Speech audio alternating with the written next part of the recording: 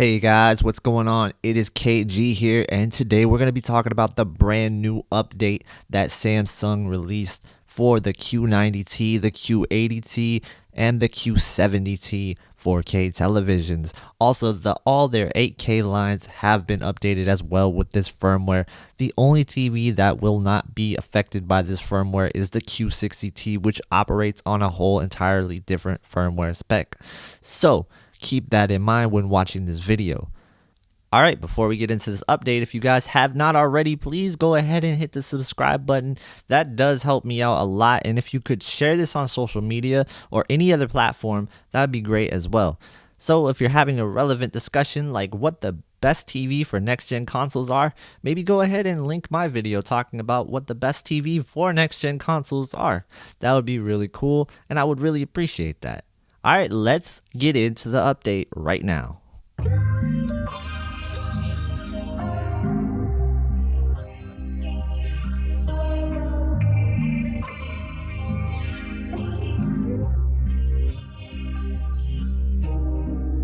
Alright, so the update is out, but you cannot update it via the TV. You cannot go into your menu and go to System Update and download it via the TV. You do have to go to Samsung's support website for your TV, and you do have to be in the US region. I believe this is not out in the European region as of right now, but that could change in the next couple of days. Once you do get to the website, you want to go ahead and download the file and then open it up and drag the thing that says image, the folder that says image. You want to drag that onto an empty USB drive and then let that go and transfer over there. Take the USB drive out of the computer, put it into your TV, go ahead and run an update like you would over the internet for your TV, and then it'll say not found. Would you like to search the USB? You click yes, and then it'll go through all of the initiation and you will install the update successfully. So if you guys do need a little bit more help with that, go ahead and just comment and I'll try to explain it a little bit better than I just did. Let's get into what the update covers. So the main thing with this update, you guessed it, the dimming bug. We hoped and we said, please fix this. And they did. They fixed it. I'm happy to report that they fixed this bug, and it is no longer an issue for us.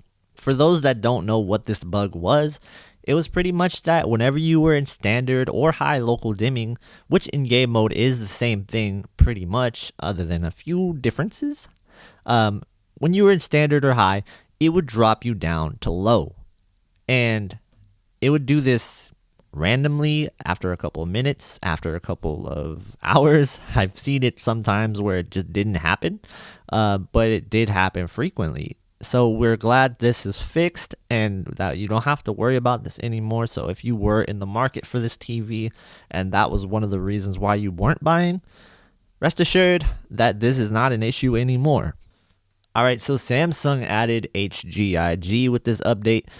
Let's talk about what that actually means. So HGiG is the HDR Gaming interest group, and they've created a mode that is in turn supposed to create the best HDR possible for your display. According to Samsung, what HGiG does, and this says this right in the menu when you look and hover over HGiG, it says it sets the optimum picture quality according to the brightness of the HDR game content being displayed. So what this is going to give us is essentially the best HDR possible for the game that we're playing for the TV that we're on.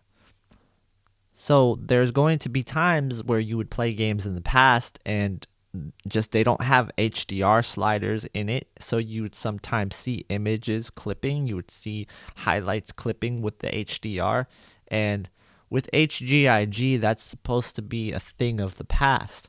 So to have this be added to our TV is a great thing. Now remember, this is the second thing that Samsung has added to the Q90T that was a brand new mode. First was Filmmaker mode, of course, and now we have HGiG. This shows that it is possible to add other modes in the future. maybe we'll see some more pop up. Overall, we'll go over HGiG some more and test it in another video, and we'll go through different games that support it. I just wanted to run down all the stuff that was added in this update, and I wanted to give my brief opinion on the state of the Q90T as of right now, as of after the update. There's a couple of things that I still will test, and I need to figure out if it's working correctly. So this is going to just be a short overview video. Alright, so do remember that this is going to be a per region update. For right now, I'm talking about the US firmware. The European firmware may be a little bit different, so do keep that in mind. But I would still like to hear about that in the comments below, so if you guys could share that information with me, that would be great, and then I can let everybody else know that it is out for you guys as well.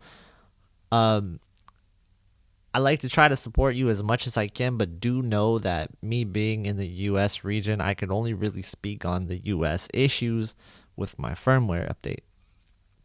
So if you guys have any issues with any update firmware wise, let us know in the comments below, and we'll see if we have the same issues. We'll test it and we'll figure out if we can find a fix. And if not, we'll let Samsung know about it so they can fix it. So one of the reasons why firmware updates do come through and get fixed in the time that they get fixed is because people will complain about it or talk about it a lot. And the dimming bug is something that we raise concerns about. And I feel like a lot of people did a good job of telling Samsung. So thank you for doing that, because that was kind of an annoying bug. And I think all of us are really glad that it's fixed. Yeah. Tell me in the comments what you guys would like to see in a future update. What does Samsung still need to address? Maybe unlocking the whole entire local dimming, but let me kind of explain why they don't do that. It would just add more input lag, to be honest with you. So we do not want more input lag. And let me tell you that full range, if you really want more input lag in full range local dimming for the full array local dimming, then just go ahead and turn off game mode and try it out that way. I promise you won't notice too much of a huge difference. Like, you're not missing out too much. So for people that say game mode is nerfed, I highly disagree. I really do disagree. I don't think game mode nerfs your picture quality at all, and I think game mode looks fine. Let me know what you guys think in the comments. I would love to hear everybody's opinion on this. And if you guys are happy, just go ahead and just celebrate. Let's just celebrate in the comments that we got our bug fix. We've been waiting for it. So I hope you guys enjoyed this video. If you did, go ahead and hit the like button and all that stuff. Leave a comment. Thanks a lot. You guys are awesome, as always. Thank you for watching, and have a great day.